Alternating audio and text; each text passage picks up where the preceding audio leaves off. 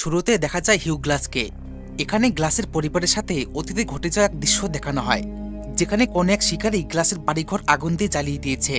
গ্লাসের ছেলে হক, যেখানে খুব ছোট, এবং তার স্ত্রী, যে একজন আদিবাসী বণিক গোষ্ঠীর সদস্য। এরপর দৃশ্য বর্তমানে ফিরে আসে। ঘন এক জঙ্গলে বয়ে চলা জলাশয়ে হেঁটে হেঁটে গ্লাস আর তার ছেলে হক পশুর খোঁজে শিকার করতে বেরিয়েছে।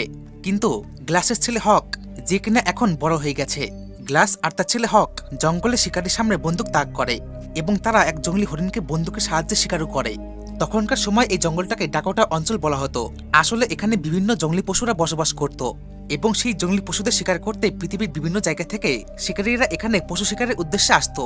কিন্তু এখানকার ঘন জঙ্গল যেমন ভয়ানক ছিল, ঠিক তেমনি পশুগুলো আরো হিংস্র ছিল। দেখা যেত শিকারীরা পশু শিকারের উদ্দেশ্যে আসলে অনেকেই জঙ্গলি পশুর আক্রমণে মারা যেত।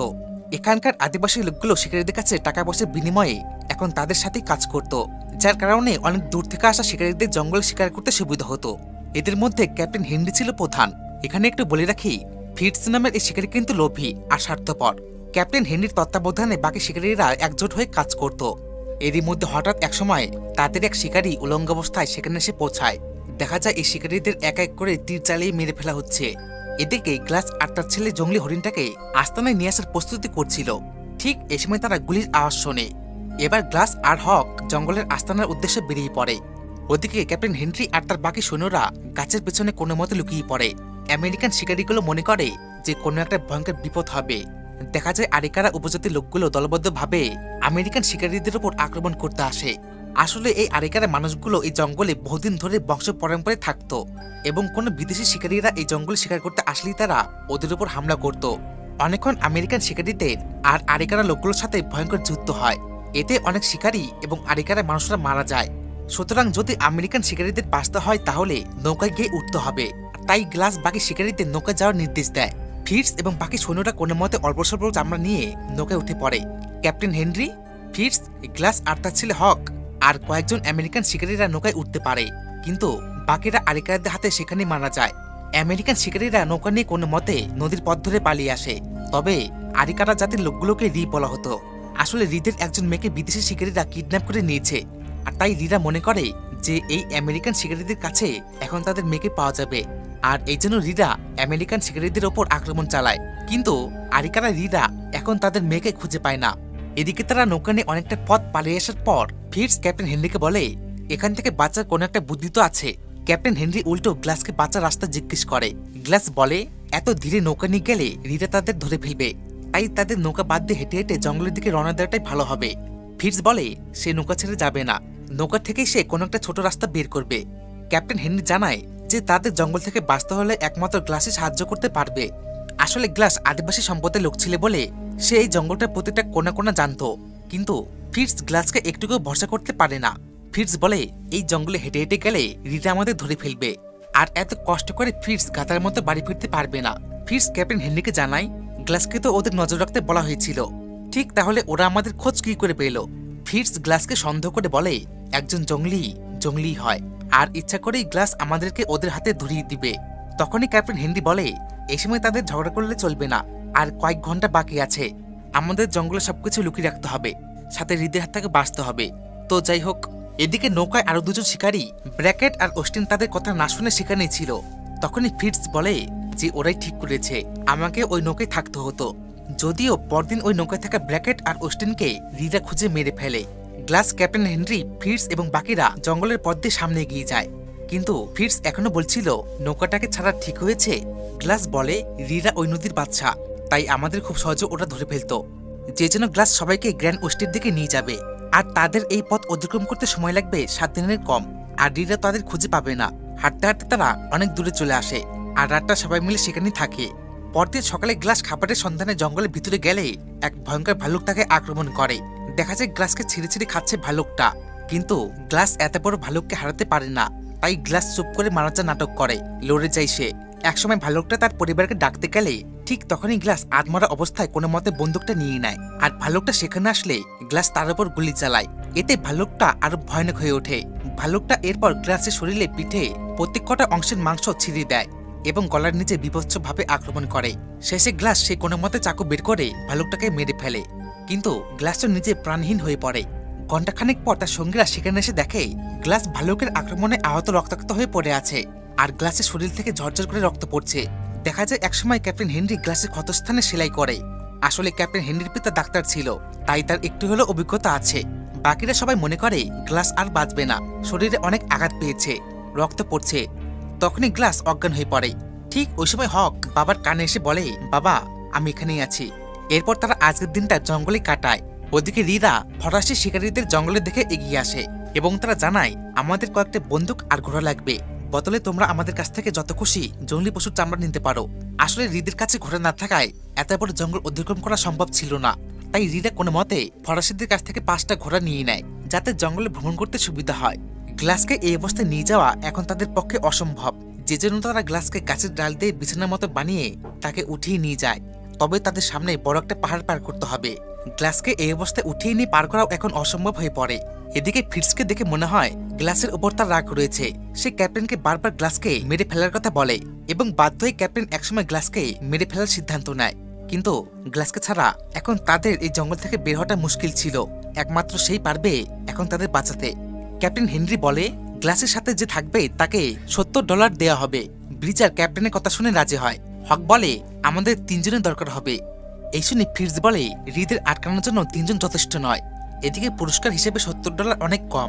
তখন ক্যাপ্টেন $100 দেওয়ার কথা বলে, আর এতে এবার ফিটস রাজি হয়। কিন্তু ফিটসের মনে শয়তানি বুদ্ধি ছিল। ওই যে আগেই বললাম, ফিটস খুব চালাক আর তার মাথায় শয়তানি বুদ্ধি। তখন ক্যাপ্টেন হেনরি ফিটসকে বলে, তোমরা ওর পাশেই থেকো, আর সময় হলে গ্লাসকে দফন করে দিও।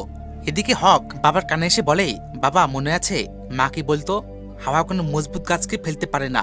বাবা তুমি এখনো শ্বাস নিতে পারছো। বাবা জানো, আমার মায়ের কথা খুব মনে পড়ে, অনেক দিন হলো মাকে আমি দেখিনি। তো যাই হোক, দৃশ্য পাল্টায়। দেখা যায় হকের বাবা ও মাকে। ছোটবেলায় তারা এক আদিবাসী গ্রামে বসবাস করত, কিন্তু একদিন তাদের গ্রামের সবার বাড়িঘর জ্বালিয়ে দেয়। হক সেই মুহূর্তে একটা ঘরে ফেসে গিয়েছিল, যার কারণে তার গালের একপাশে পড়ে যায়।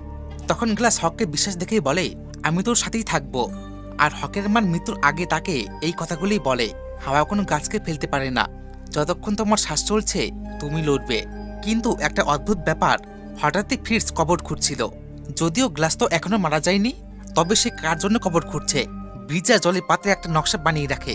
আসলে এই ব্যাপারটা বললাম কেন, একটু পরেই স্পষ্ট হবে। যখন ব্রিজার হক জলের সন্ধানে গিয়েছিল, তখন ফিটস গ্লাসকে বলে, তোমার জন্য আমরা ওদের থেকে পেছনে পড়ে গেছি, সুতরাং তুমি যদি এই দুনিয়ার সাথে রাজি হও তাহলে আমি তোমাকে সাহায্য করতে পারি। গ্লাস তুমি কিসের জন্য ওয়েট করছো? ফিটস বলে, তোমার জন্য আমরা হৃদের হাতে মারা যাব। অন্তত তুমি তোমার ছেলের কথা মনে করে মরে যাও। আমি কাউকে কিচ্ছু বলবো না যে তুমি হেরে গেছো, শুধু একবার চোখটা বন্ধ করো। গ্লাস অনেক চেষ্টা করেও বেশিক্ষণ তাকিয়ে থাকতে পারে না, আর কতক্ষণই বা পারবে। অনেকক্ষণ ধরে তাকিয়ে থাকার পর একসময় গ্লাসকে চোখ বন্ধ করতেই হয়। আর তখনই ফিটস গ্লাসকে মেরে ফেলার জন্য চেষ্টা করে, কিন্তু ঠিক ওই সময় সেখানে হক চলে আসে আর তার বাবা গ্লাসকে বাঁচিয়ে নেয়। হক সাহায্যের জন্য ব্রিজারকে চিৎকার করে ডাকে, কিন্তু ব্রিজার তো তখন জলান্তে গিয়েছিল, তাই সে আসতে পারে না। হক ফিটসকে হুমকির সাথে বলে যে সে ক্যাপ্টেন হেনরিকে সবটা জানিয়ে দেবে যে সে গ্লাসকে মারতে চেয়েছে। আর এই শুনে ফিটস বাঁচার উদ্দেশ্যে হককে চাকু দিয়ে এপার ওপার করে দেয়। গ্লাস এদিকে এসব তার চোখের সামনে দেখছিল।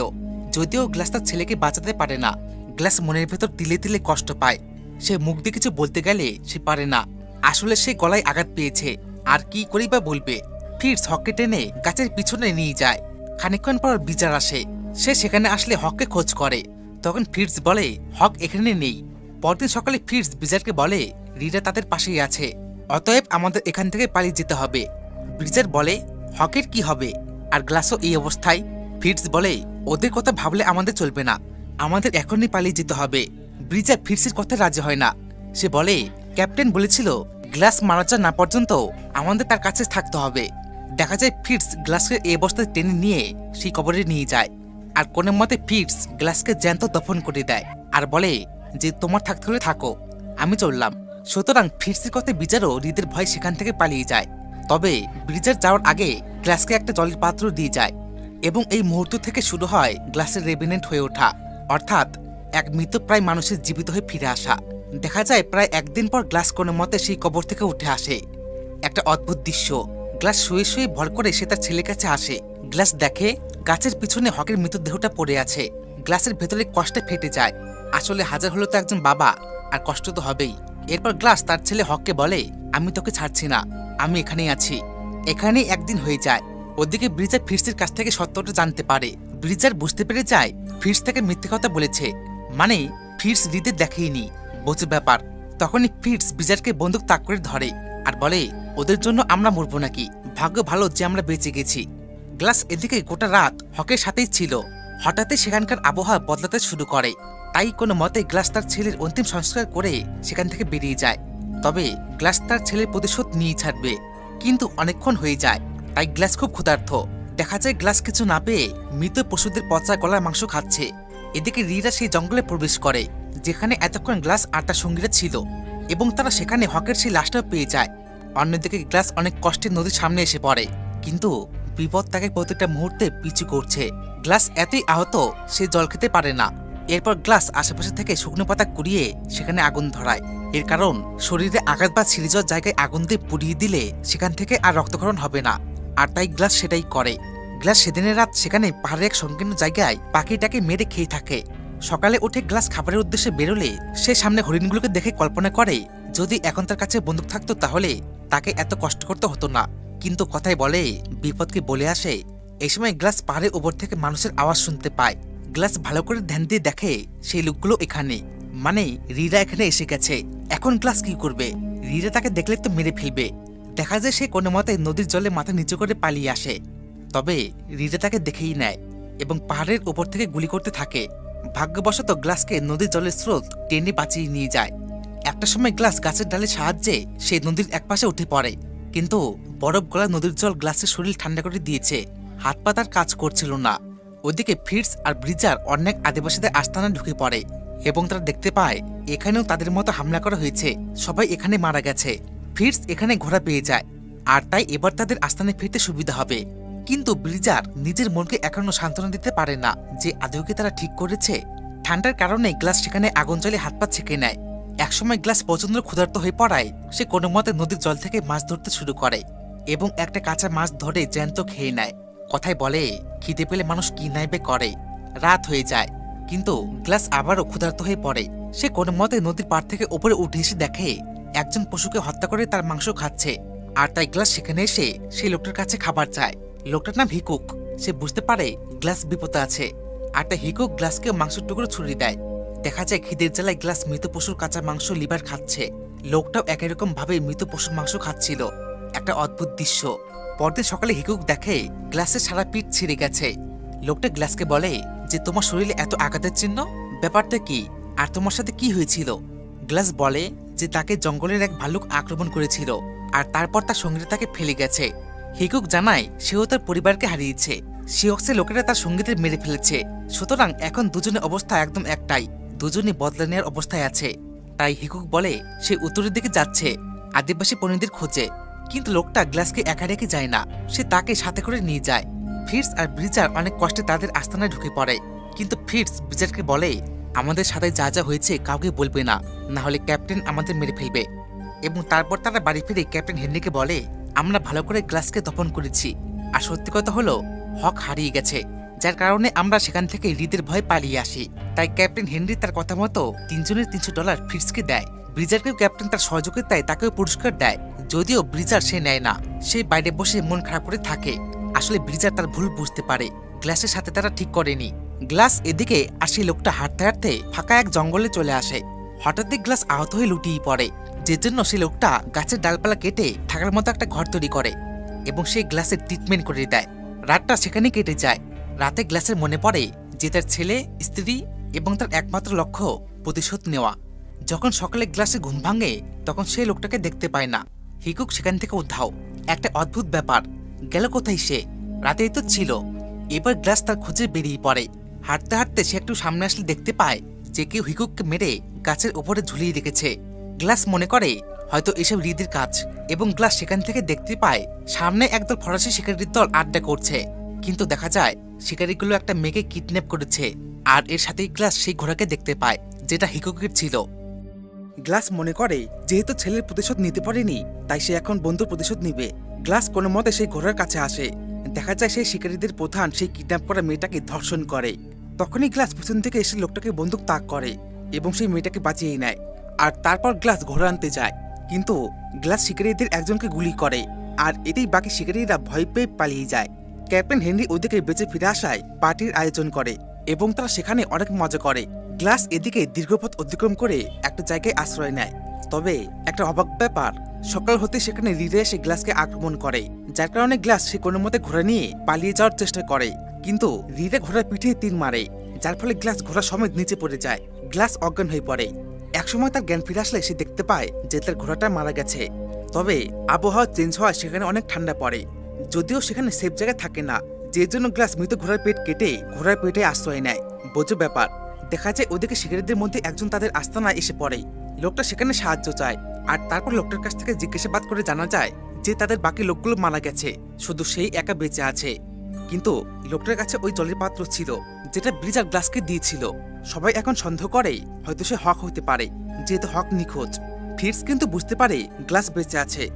এরপর ক্যাপ্টেন হেনরি আর তার দলবল নিয়ে বেরিয়ে পড়ে হককে খুঁজতে।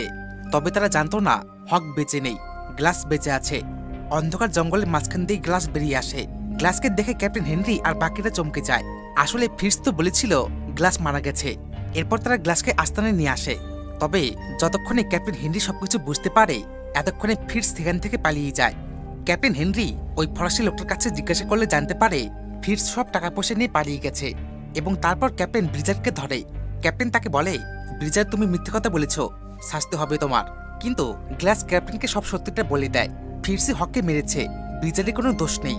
গ্লাস জানায় সে ফিটসকে খুঁজতে যাবে, আর সে কোথায় লুকিয়ে আছে সে জানে, এবং তার বদলাটা নিতেই হবে। ক্যাপ্টেন হেনরি আর গ্লাস দুজনই ফিটসকে খোঁজ করতে বেরিয়ে পড়ে।